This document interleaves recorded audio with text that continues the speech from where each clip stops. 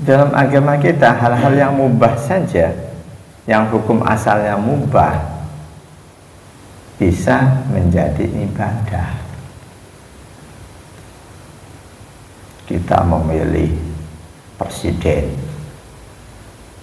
ini boleh jadi bagian dari sesuatu yang nggak ada di masa Rasul. Bahkan sebetulnya memilih presiden kok diserahkan ke rakyat, itu nggak ada rujukannya.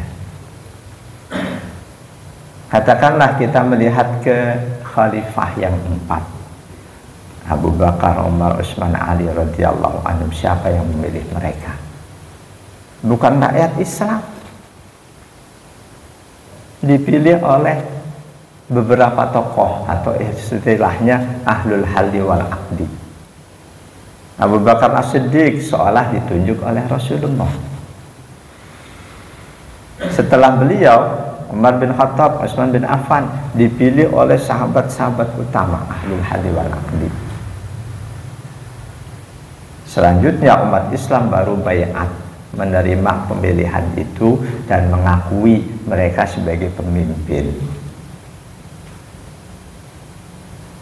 Menyerahkan pemilihan kepada rakyat itu ada resikonya, karena gimana pun juga namanya rakyat, orang kecil milih tidak selalu memperhitungkan berbagai macam aspek demi menghasilkan pilihan terbaik.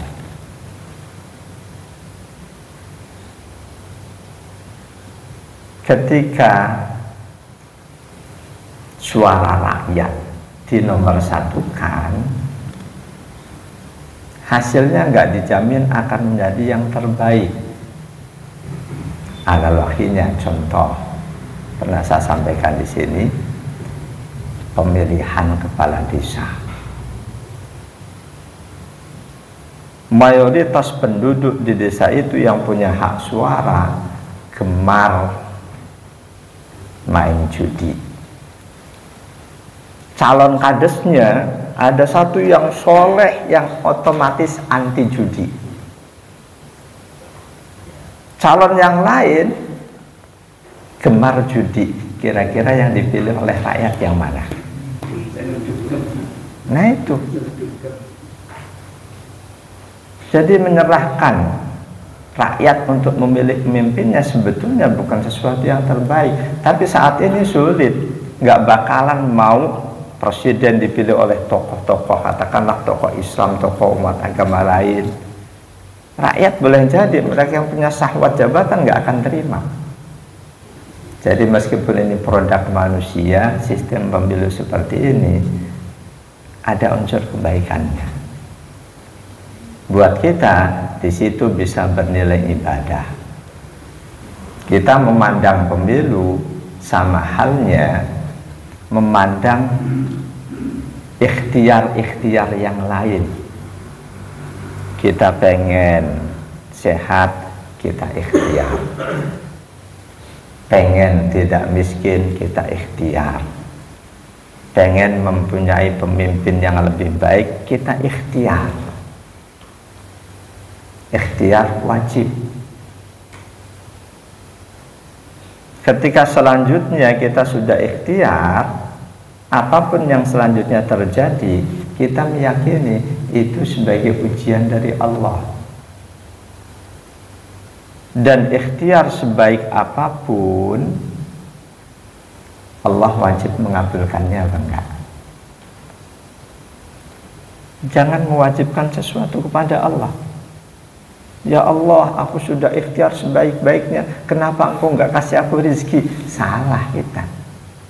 Allah sebagai Tuhan punya hak sepenuhnya mau ngapain kita.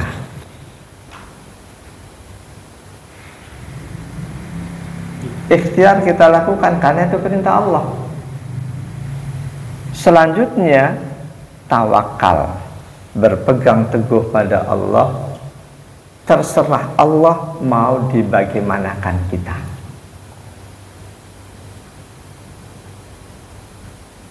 Ketika kita sudah jalani hidup dengan berbagai macam ikhtiar, ikhtiar untuk sehat, ikhtiar untuk rezeki, ikhtiar untuk macam-macam, selanjutnya apa yang terjadi itu kita yakini sebagai ujian dari Allah buat kita. Tidak setiap orang yang ikhtiar sehat dengan pola hidup sehat, pola makan sehat, pola istirahat dan lain sebagainya, dia pasti akan sehat. Ketika kita pastikan kalau ikhtiarmu ikhtiar terbaik pasti akan berhasil, ini resikonya syirik. Resikonya syirik. Kalau kamu kerja sebaik-baiknya pasti itu syirik. Kamu usaha sebaik-baiknya pasti rezekimu lancar. Syiriknya berarti kita meyakini rezeki itu bukan Allah yang ngasih, tapi kerjaan kita. Jamaah Allah yakum ajma'in. Jadi apapun yang terjadi dalam kehidupan kita sebagai hamba yang sudah dianugerahi iman Islam, itu sebagai ujian buat kita. Apakah yang terjadi hal yang menggembirakan atau menyedihkan? Sukses, gagal, sehat, sakit. Apapun yang terjadi, buat orang yang beriman Islam itu sebagai ujian. Di surah Al-Anbiya ayat 35, A'udzu billahi minasyaitonir rajim. Kullu nafsin dha'iqatul maut wa nabluukum bisyarri wal khairi fitnah wa ilaina turja'un. Setiap yang bernapas pasti akan mati. Wa nabluukum bisyarri wal khairi fitnah. Dan aku akan uji kalian. Ada dengan keburukan, ada dengan kebaikan. Fitnah sebagai cobaan. Orang yang meyakini yang disebut cobaan itu kesulitan hidup, penderitaan, kesusahan, itu orang jahil. Mau sehat, mau sakit, dua-duanya cobaan, ujian, bala. Nablu, bala, ini bala ya. Kebanyakan kita mau bala itu ya musibah, bencana itu bala. Jadi orang jahil yang meyakini yang disebut bala segala hal yang buruk-buruk. Sampai ada kan doa tolak bala. Ditolak karena buruk. Jadi yang sebenarnya bala itu bisa baik, bisa buruk. Ayat tadi jelas. Wa nabluukum, aku akan timpakan bala buat kalian. Aku akan berikan bala buat kalian. Kalau kita nggak terjemahin sesuai dengan kata redaksi yang ada. Wa nabluukum, aku akan berikan bala pada kalian, bisyarri, bisa dengan keburukan, wal khairi, atau kebaikan, fitnah sebagai ujian. Bahkan termasuk bala terbesar ketika kita kok terpilih jadi presiden, itu bala terbesar itu.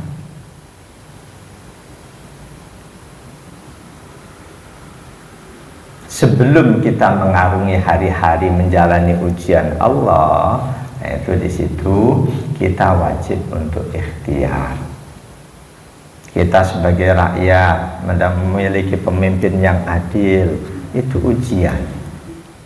Atau mempunyai pemimpin yang dolim, mementingkan dirinya sendiri, keluarganya dan kroninya, itu pun ujian.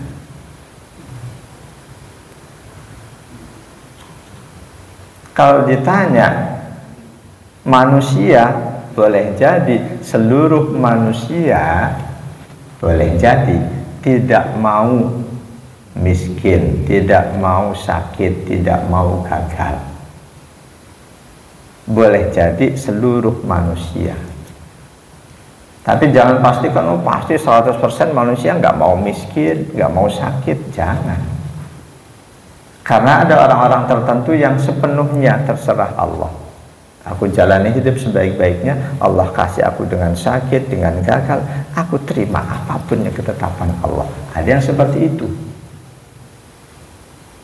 Kalau saya pribadi bawa bapak lain, saya masih pilih-pilih. Ya Allah, jangan uji aku dengan kemiskinan, dengan sakit, dengan kegagalan. Dan itu boleh-boleh saja. Ketika kita melakukan ikhtiar itu, sebetulnya kita sedang memilih materi ujian hidup. Kita ikhtiar supaya sehat, kita memilih materi ujian hidup supaya materi yang Allah ujikan pada kita berupa kesehatan. Secara fikih, memilih materi itu wajib, tapi secara akhlak nggak wajib.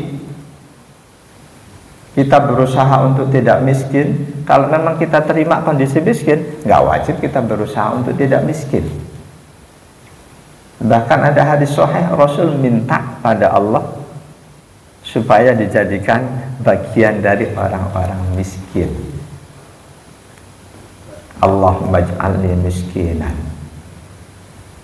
wahsurni fi zumratil masakin. Itu hadisnya sahih. Orang yang menerima kondisi miskin, dia nggak wajib berusaha untuk tidak miskin. Nggak wajib. Mereka yang tidak terima kondisi miskin, wajib ikhtiar untuk tidak miskin. Tidak terima kondisi sakit, wajib ikhtiar untuk tidak sakit.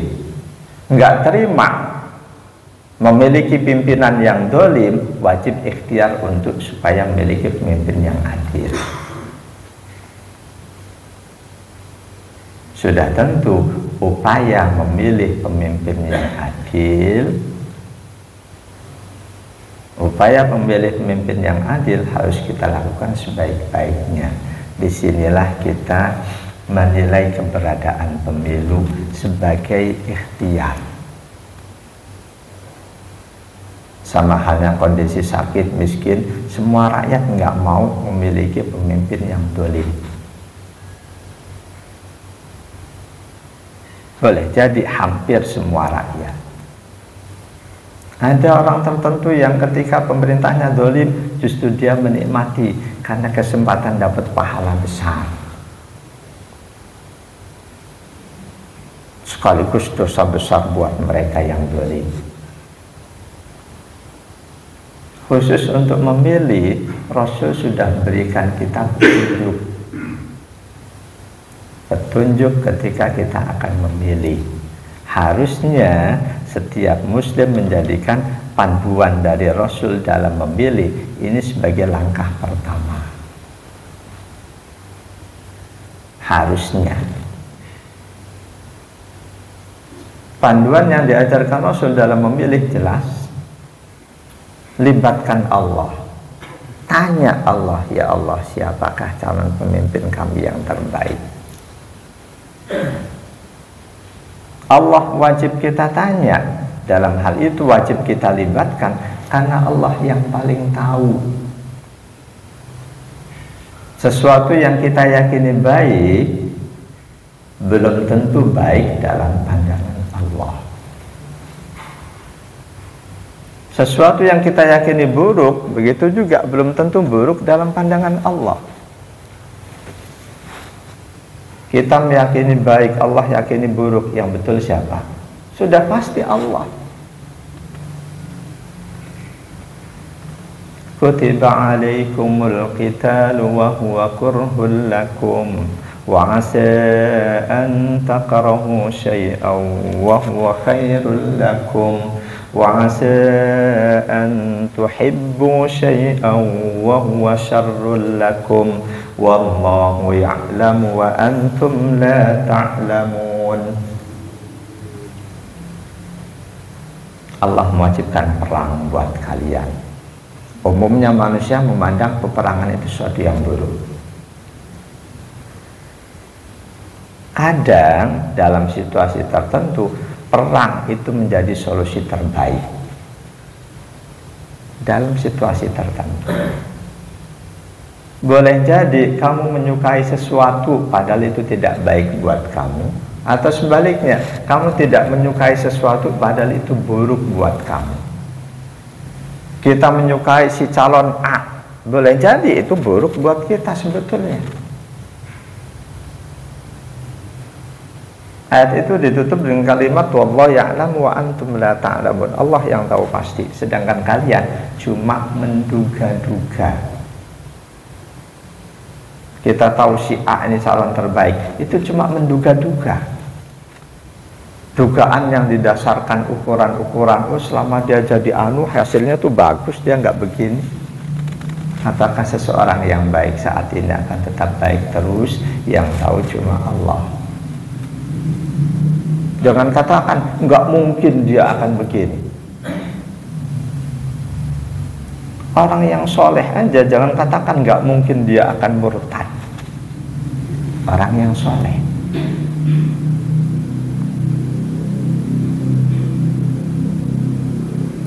Jemaah dan ya Allah wa'iyyakum ajma'in. Jadi ketika kita akan memilih, akan melaksanakan aktivitas di 14 Februari, termasuk itu bahkan paling utama, termasuk memilih yang kaitannya panjang. Ketika yang kita pilih orang dolim padahal nanti akan melakukan ini, kita tentu akan dapat bagian dosa.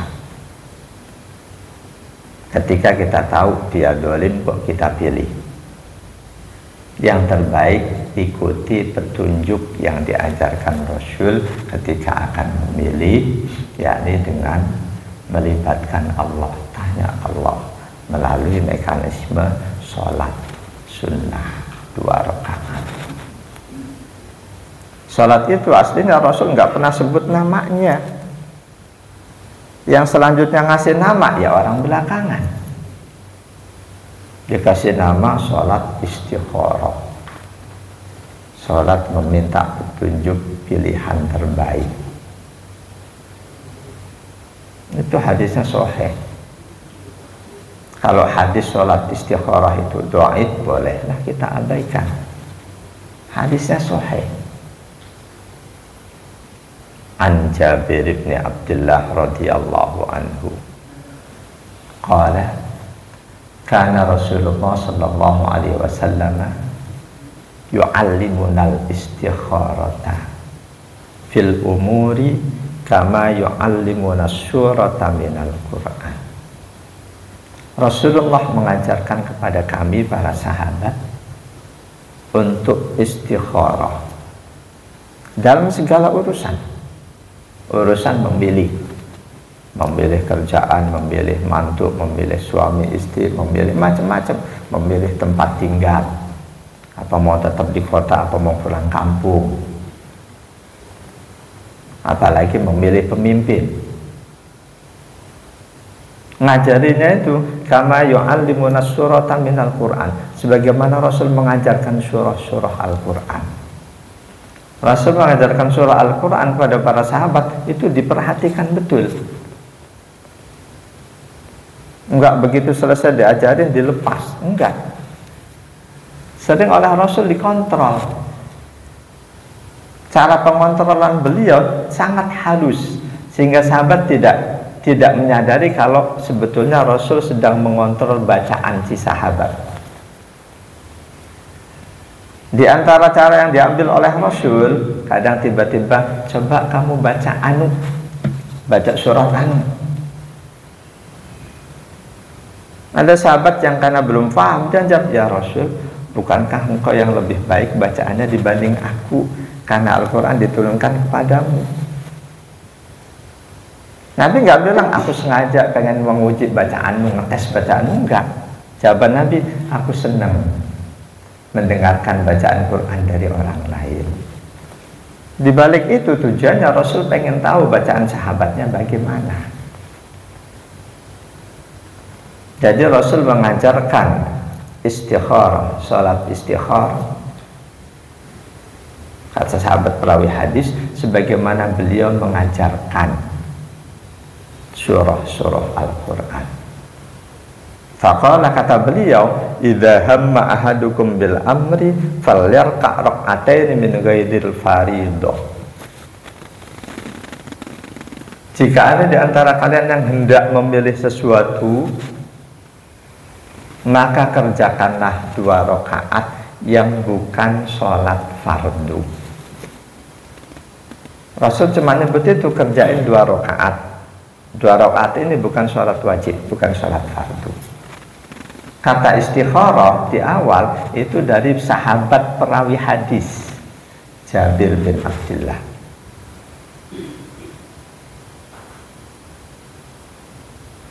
Jika kalian tidak memilih sesuatu, kerjakanlah 2 rakaat yang bukan sholat fardu. Begitu selesai salam, summal yakul, lalu bacalah doa. Allahumma inni astakhiruka bi'ilmika wa astaqdiruka bi qudratika wa as'aluka min fadlikal adim fa innaka taqdiru wa la aqdiru wa ta'lamu wa la a'lamu wa anta 'allamul ghuyub. Ya Allah, aku memohon pilihan terbaik berdasarkan ilmu-Mu. Aku memohon ketetapan-Mu berdasarkan kudrat-Mu. Aku memohon karunia-Mu yang agung, karena Engkaulah yang menetapkan, bukan aku yang menetapkan. Engkaulah yang maha mengetahui, bukan aku yang tahu. Engkau yang maha mengetahui segala yang gaib. Allahumma in kunta ta'lamu anna hadzal amra khairul li fi dini wa ma'asi wa akibati amri faqdirhu li wa yassirhu li summa barik li fihi. Ya Allah, jika dalam pengetahuan-Mu berdasarkan ilmu-Mu dia ini yang terbaik untukku, maka takdirkan dia menjadi pemimpinku. Mudahkan urusannya dalam melaksanakan semua kepentinganku, dan lalu berkahilah aku. Sebaliknya, jika Engkau tahu ya Allah ini tidak baik buatku, untuk kehidupanku saat ini, nanti, untuk duniaku dan agamaku, maka jauhkan dia dariku. Jauhkan aku darinya, lalu berikan gantinya yang terbaik, serta berkahilah. Saya belum pernah dengar adanya tokoh-tokoh agama yang gempar-gempur menganjurkan istikharah. Istikharah, nggak usah bingung. Bahkan ketika ada jamaah saya anjurkan istikharah, enggak Ustaz, saya sudah satu komando, apapun kata dia saya ikuti. Itu sudah timbul fanatik buta kepada pemimpin, sampai-sampai perintah Rasul enteng dia abaikan. Jadi nomor 1 kan petunjuk Rasul, salat istikharah. Saya sampai saat ini belum ada tanda-tanda kemana nih arahnya yang terbaik. Saya masih lakukan terus. Ketika sampai hari H kok Allah juga belum buka, belum beritahukan mana yang terbaik dalam pandangan Allah, baru saat itu kita ikuti siapa ulama yang paling kita yakini keikhlasannya, kebeningan hatinya. Memilih pemimpin tidak hanya untuk saat ini, tapi untuk 5 tahun ke depan minimal. Yang termasuk harus kita pertimbangkan pemimpin terbaik, katakanlah terbaik. Ternyata tengah jalan ada yang membunuh dia. Selanjutnya gantinya kita nggak tahu, nggak pilihan lagi, wakilnya naik, ternyata wakilnya nggak baik. Allah yang maha tahu. Ketika kita sudah ikhtiar yang terbaik, selanjutnya kita tawakal pada Allah mengenai hasilnya. Iktimat kita kepada Allah, bukan kepada amal kita.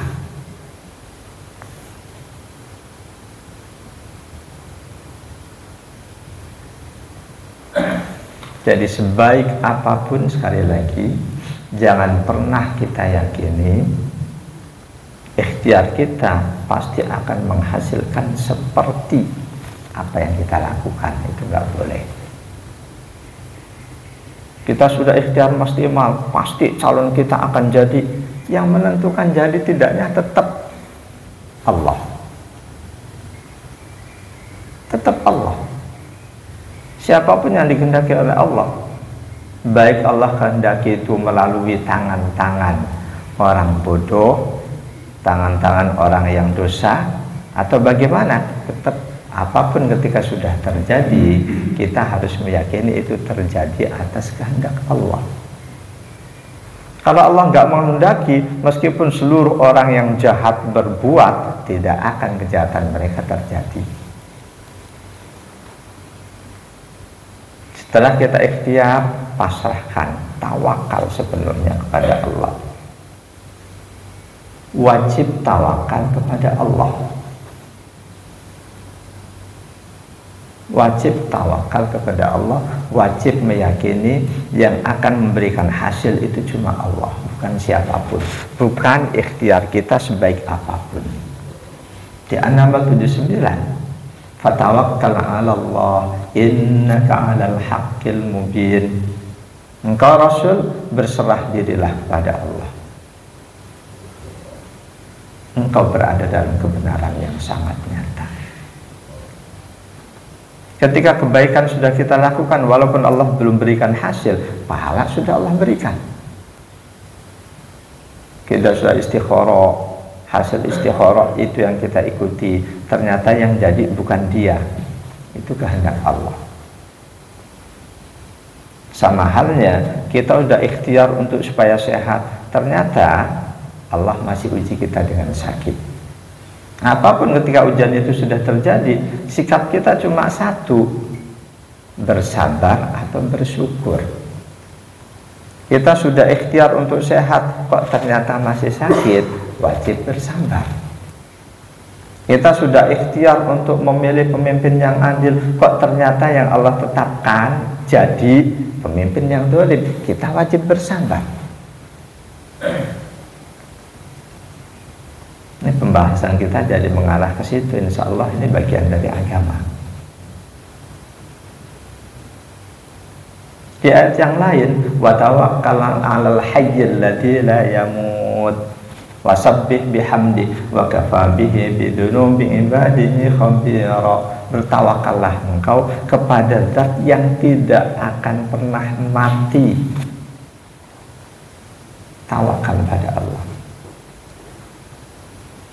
Ketika kita berpegang teguh meyakini ikhtiar kita, boleh jadi ketika ikhtiar kita kok hasilnya nggak seperti yang kita bayangkan, kita akan tidak terima hasil itu. Kita akan salahkan banyak pihak.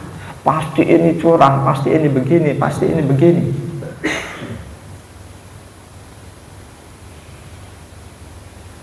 Tanda dia tawakal, iktimat pada amalnya. Ketika dia sudah kerja sebaik-baiknya supaya nggak miskin, kok ternyata masih tetap miskin, akhirnya ya Allah, aku sudah kerja sebaik-baiknya tetap hidupku susah. Perintah Rasulullah, sholat duha segala macam aku sudah lakukan, aku masih saja susah. Berarti dia tawakal pada kerjaannya, bukan tawakal pada Allah. Dalam bahasa Imam Ibnu Athaillah As-Sakandari, min alamatil i'timadi 'alal amal nuqsanur raja'i inda wujudiz zalal. Di antara tanda-tanda orang yang berserah diri kepada amalnya, aktivitasnya, ketika aktivitas tidak menghasilkan seperti yang dia harapkan, dia akan putus asa. Itu bisa masuk kategori syirik. Syirik menduakan Allah dengan amal ibadahnya. Kalau kamu kerja sebaik-baiknya, pasti kamu akan berhasil. Syirik. Supaya tidak syirik, katakan insya Allah. Kalau yang jadi presiden si anu pasti akan makmur. Ini syirik. Supaya nggak syirik, katakan insya Allah. Wajib akidah kita menyatakan masya Allahu kana wa ma lam yasha lam yakun.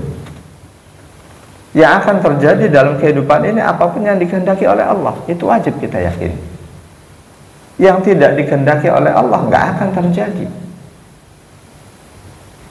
Pak Karno jadi presiden, kehendak Allah. Pak Harto, kehendak Allah. Demikian juga presiden-presiden berikutnya, kehendak Allah. Muncul kelompok yang anti Tuhan, PKI komunis, itu kehendak Allah. Adanya umat Islam saudara kita yang hidupnya susah, kehendak Allah.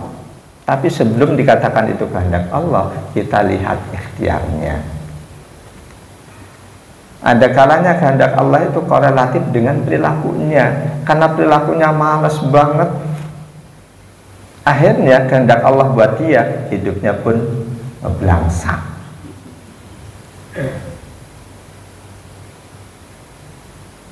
Untuk yang seperti itu, jangan katakan itu ujian dari Allah buat dia. Boleh jadi itu peringatan karena kamu malas banget menjalani hidup. Allah kasih peringatan dengan hidup yang belangsak gitu. Ketika dia sudah rajin, upaya duniawi dia lakukan, upaya ukhrawi dia lakukan, kok masih begitu, baru katakan ini ujian dari Allah. Ketika kamu lulus di ujian ini, kamu akan punya kedudukan yang tinggi di hadapan Allah. Jemaah dan Allah wa iyyakum ajmain. Jadi wajib akidah kita, wajib kita yakini masya Allahu kana wa ma lam yasa' lam yakun. Apapun yang dikehendaki oleh Allah, itu yang akan terjadi. Nah, sesudah kita ikhtiar sebaik-baiknya, kita pasrahkan pada Allah hasilnya. Apapun yang terjadi, ketika yang terjadi hal yang tidak kita inginkan, wajib kita sabar. Kita bisa sabar, istiqomah dalam kesabaran sampai kita mati, kita berhasil. Di hadis riwayat Imam Muslim 7692 an Abi Yahya Suhaib bin Sinan radhiyallahu an qala Rasulullah sallallahu alaihi wasallam ajaban li amril mu'mini inna amrahu kullahu khairun wa laysa dzalika li ahadin illa lil mu'mini. Bismillah.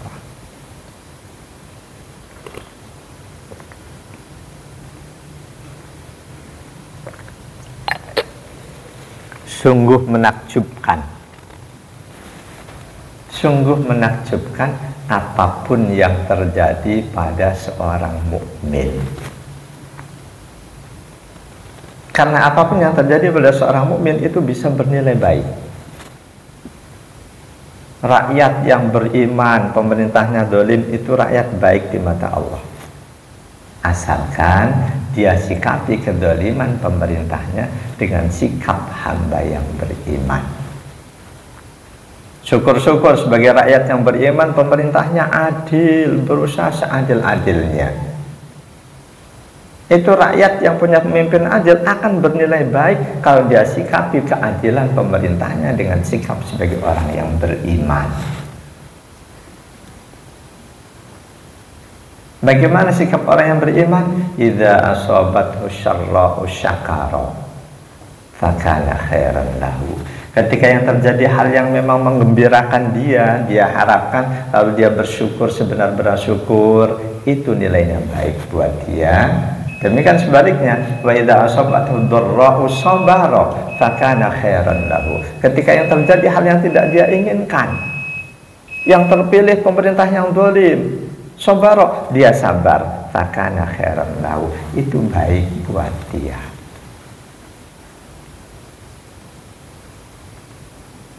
Jadi apapun sudah kita ikhtiar sebaik-baiknya, yang terjadi bagaimana, kita wajib terima dua kemungkinan itu. Terjadi sesuai yang kita harapkan atau tidak sesuai yang kita harapkan, kita wajib menerimanya. Ketika umat Islam sikapnya seperti ini, ketika seluruh rakyat Indonesia sikapnya seperti ini, itu akan selalu damai, tentram. Ketika yang diharapkan nggak terjadi, dia yakin harusnya yang menang tuh ini, kok pasti ini curang, dia akan lakukan berbagai macam hal. Sebaliknya pendukung yang lain, siapa yang curang, nggak ada bukti kecurangan, aku yakin memang ini yang terpilih, akan kacau kehidupan. Jadi sesudah kita ikhtiar sebaik-baiknya, siapkan mental untuk menerima apapun yang Allah tetapkan. Apakah yang terjadi sesuai keinginan atau tidak sesuai keinginan. Sesuai keinginan kita syukur, tidak sesuai keinginan kita sabar. Termasuk kita wajib sabar ketika mendapati pemimpin yang dolim. Wajib sabar. An Ibnu Abbas radhiyallahu anhuma qala Rasulullah sallallahu alaihi wasallam, man ra'a min amirihi syai'an yakrahuhu falyasbir. Fa innahu man faraqal jama'ata shibran famata famaitatuhu jahiliyatun. Ini di Riyadhus Shalihin ini di masjid sini babnya udah lewat jauh. Ini bab yang ke kira-kira 80-an. Saya ke sini Riyadhus Shalihin melanjutkan kajian sebelumnya. Fa innahu man faraqal jama'ata shibran famata famaitatuhu jahiliyatun. Ini hadis sahih riwayat Imam Ahmad, Imam Bukhari 7054, Imam Muslimnya 4896. Dari sahabat Abdullah bin Abbas radhiyallahu an, beliau berkata, bersabda Nabi sallallahu alaihi wasallam, siapapun kalian umatku yang mendapati pemimpinnya melakukan hal yang tidak dia sukai, pemimpinnya zalim, falyasbir, maka bersabarlah. Ini perintah Nabi. Jangan dianggap siapapun yang bersabar pemerintah zalim berarti dia pengecut. Ini perintah Nabi. Bersabar bukan berarti kita tidak menasehati. Nasihat tetap sampaikan. Tapi harus dibedakan dengan jelas mana memberikan nasihat, mana melawan. Bersabarlah.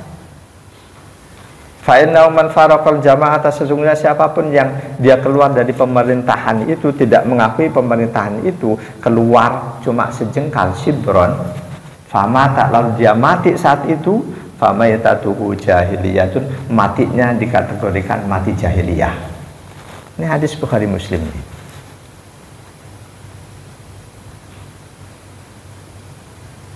Jadi di bab yang tadi saya sebutkan bisa dibuka di Riyadhus Shalihin bab kira-kira 78, 79, 80.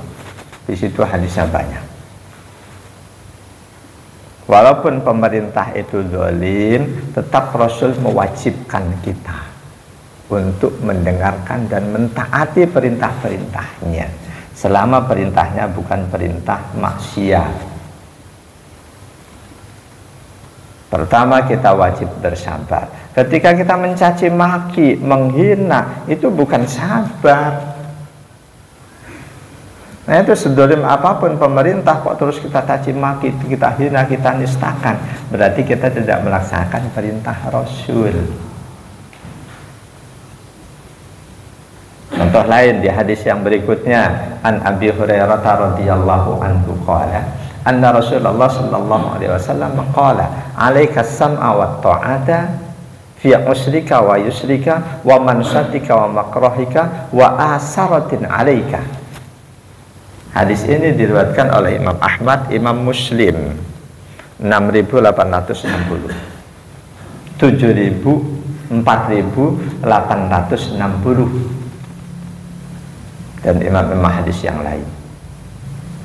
Dari sahabat Abu Hurairah radhiyallahu an, sesungguhnya Rasulullah sallallahu alaihi wasallam bersabda, "'Alaikas sam'a wat ta'ata." Kalian semua umatku tetaplah mendengarkan dan mentaati pemimpin kalian walaupun zalim. Fi usrika wa yusrika, baik mentaati itu untuk hal yang mudah atau hal yang sulit. Wa mansatika wa makrahika, baik mentaati itu kamu terpaksa atau tidak terpaksa. Wa asaratin alik, bahkan meskipun pemimpin kalian itu lebih mementingkan dirinya, keluarganya, dan kroniknya. Kita masih bersyukur, andaikan pemimpin kita zalim, per 5 tahun kita punya kesempatan untuk ikhtiar. Bagaimana andaikan negara kita sistem kerajaan rajanya dolim? Kapan kita akan bisa mengganti raja? Sampai kalau dolim mampus. Kalau raja yang adil, jangan katakan mampus, nggak indah. Jadi hadis-hadis berkaitan taat pada pemimpin meskipun dolim, ini hadisnya sejalan. Karena sejalan, hadis itu nggak perlu ditafsirkan. Ayat atau hadis ditafsirkan ketika ayat itu 2 atau lebih, kok ada yang seolah-olah berbeda kontrak, baru perlu ditafsirkan. Hadisnya banyak sejalan. Ada hadis dari Ummu Salamah, Rasul kasih tahu kalian nanti umatku akan dipimpin oleh pemimpin yang dolim, yang jelas kedolimannya. Sahabat nanya, ya Rasul, kalau demikian kenapa kita nggak perangi saja? Jawaban Nabi, jangan selama dia masih melaksanakan sholatnya. Jadi hadis-hadis tentang kewajiban mentaati pemimpin ini jelas hadisnya. Yang harus kita gali, kenapa pemimpin dolim kok oleh Rasul tetap diwajibkan untuk ditaati?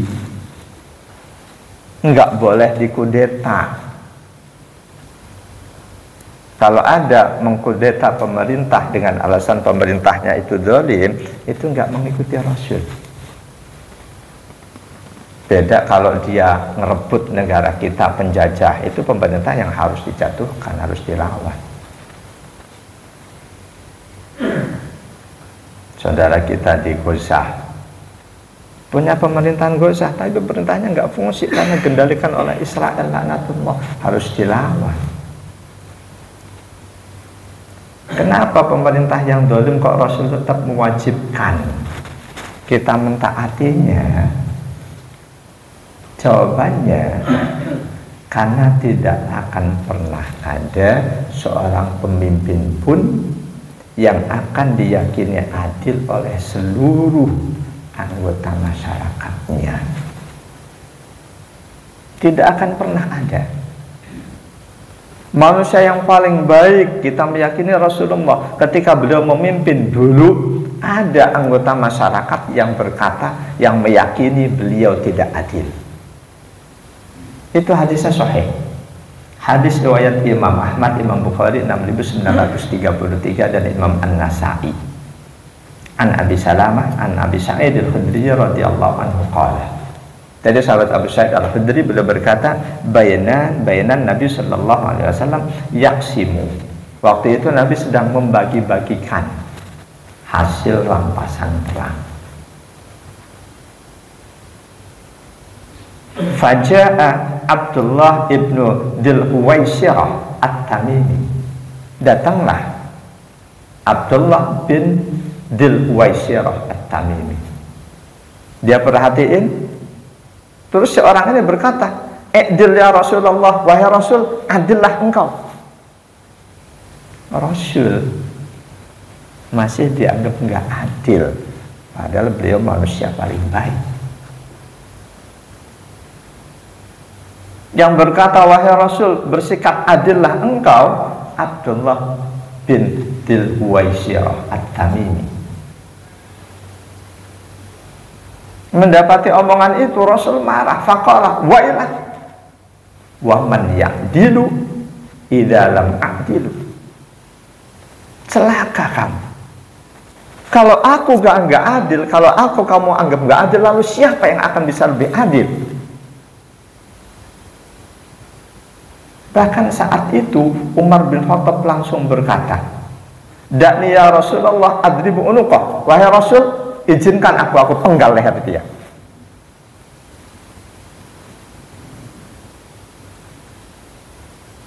Qala, Nabi menjawab permintaan Umar, "Da'u, jangan, biarkan. Fa innalahu ashaban yahkiru ahadukum salatahu ma'a salati wa siyamahu ma'a siyamihi yamrukuna minad din kama yamruku sahmu minar ramiyah." Jangan, karena dia berasal dari kalangan orang-orang yang ibadahnya hebat. Ini hadis sahih. Karena dia berasal dari kalangan orang-orang yang ibadahnya hebat. Kalau kalian tahu ibadah mereka, sholat mereka, kalian akan langsung berkata, ternyata sholatku nggak ada apa-apanya dibanding sholat mereka. Puasaku nggak ada apa-apanya dibanding puasa mereka. Tapi Rasul menyatakan yamlukuna minad-din kama yamluku sahmu minal ramiyah. Mereka-mereka yang ibadahnya hebat itu, namun ternyata sudah keluar dari agama sebagaimana cepatnya keluar anak panah dari busurnya. Ini hadis sahih. Orang yang berasal dari kalangan yang ibadahnya hebat berani berkata, ya Rasul, adillah engkau. Artinya seorang itu merasa Rasul nggak adil. Andaikan rakyat yang merasa pemerintahnya nggak adil diizinkan untuk melawan, apa yang terjadi? Tidak akan pernah ada pemerintahan yang tenang. Ini hikmahnya kenapa Rasul perintahkan walaupun pemerintah dolim, selama perintahnya bukan maksiat, wajib ditaati. Bahkan di kasus itu, kasus Rasul dituduh tidak adil, Allah turunkan surah At-Taubah ayat 58.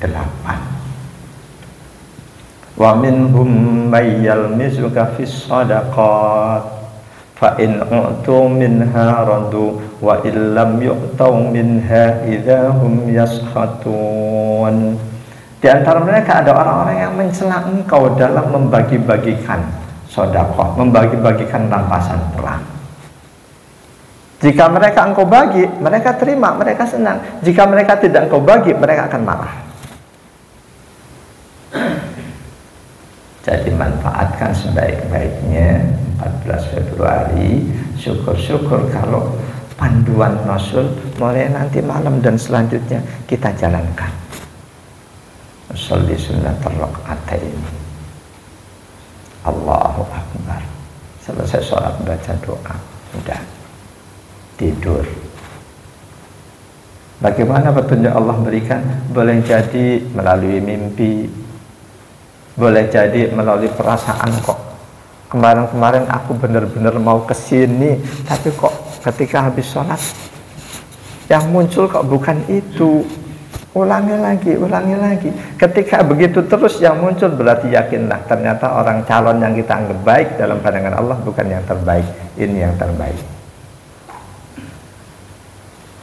Wallahu a'lam bishawab. Jadi kesempatan ini kita belum lanjut mengkaji tentang bab keutamaan sahur.